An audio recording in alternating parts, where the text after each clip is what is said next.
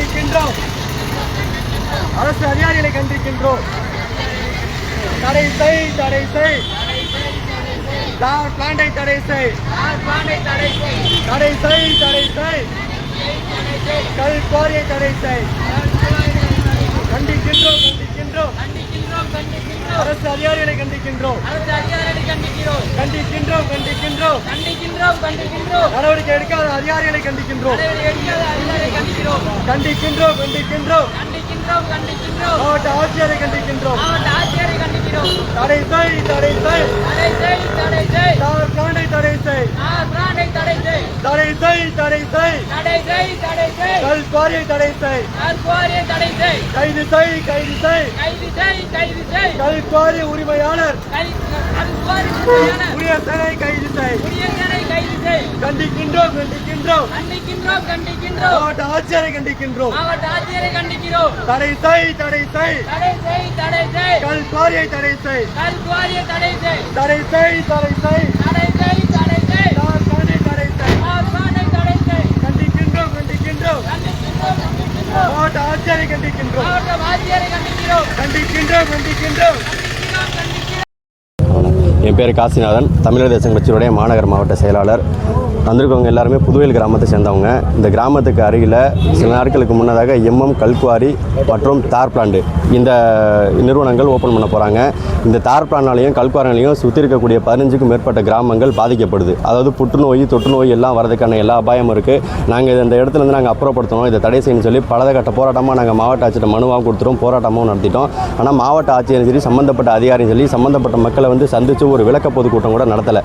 அதனால் இன்றைக்கி அரசு வழங்கியுள்ள இந்திய குடிமகனுக்கான சான்று ஆவணங்கள் என்னத்தையும் மாவட்ட ஆட்சியரை சந்தித்து திருப்பி கொடுக்க போகிறோம். உங்கள் பேர் காசிநாதன், தமிழர் தேசம் கட்சி மாநகர் மாவட்ட செயலர். கிராம மக்கள் எல்லாரும்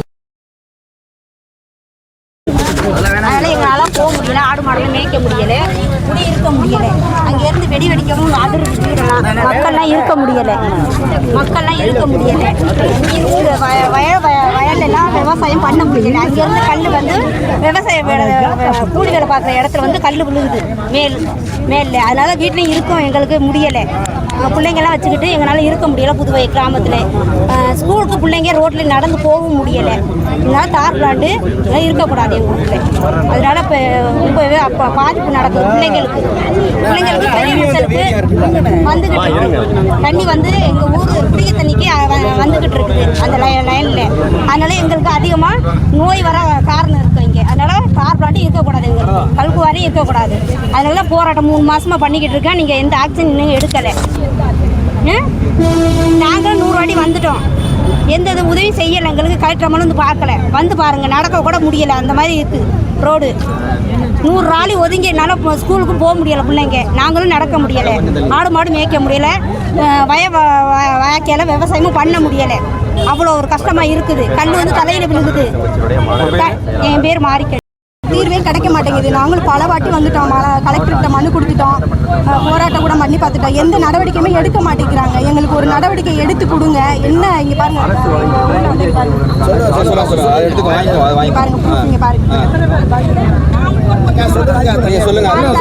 யாருமே நம்ப மாட்டேங்கிறாங்க.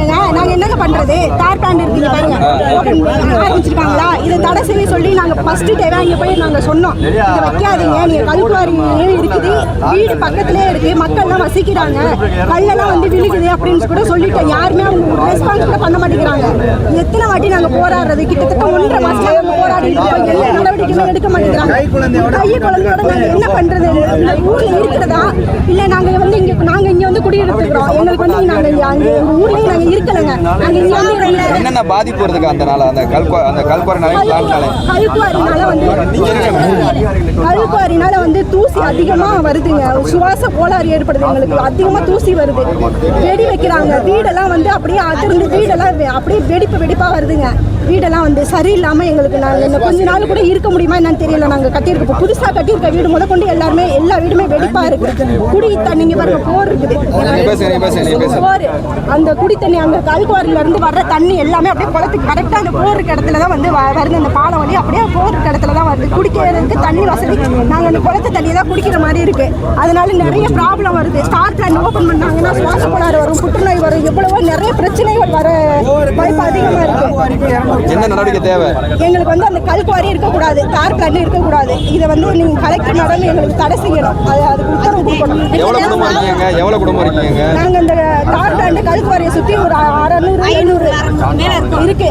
இன்னும் பக்கத்தில் இருக்கு. அப்படியே அந்த கல்குவாரியை சுற்றி இன்னும் இருக்கு. தொடையூர் இருக்காங்க, பனிகொண்டாம்பட்டி இருக்காங்க, சத்திரப்பட்டி இருக்காங்க, வெள்ளைப்பட்டி, தண்ணீர் பந்தல்பட்டி, அதிரேச நகர், புதுவை பக்கத்தில் எல்லா ஊரும் சுற்றி அந்த இதுக்கு பாதிப்பு இருக்கு. எங்கள் ஊர் அதிகமாக பாதிக்கப்படுறது நாங்கள் தான் அதிகமாக என்ன பண்ண வந்திருக்கீங்க? அதனால நாங்கள் வந்து போராட்டம் தான் வந்திருக்கோம். உங்க பேரு? என் பேர் ஜெயபாரதி. நாங்கள் குடியிருப்பு போராட்டம் நாங்கள் பண்ணுறதுக்காக வந்திருக்கோம். இது என்னோட ஆதார் கார்டு. நாங்கள் அந்த ஊரில் வசிக்கிறேன். நீங்க நடவடிக்கை எடுக்கணும். பேசும்போது நல்லா சொன்னாங்க, கேட்காது.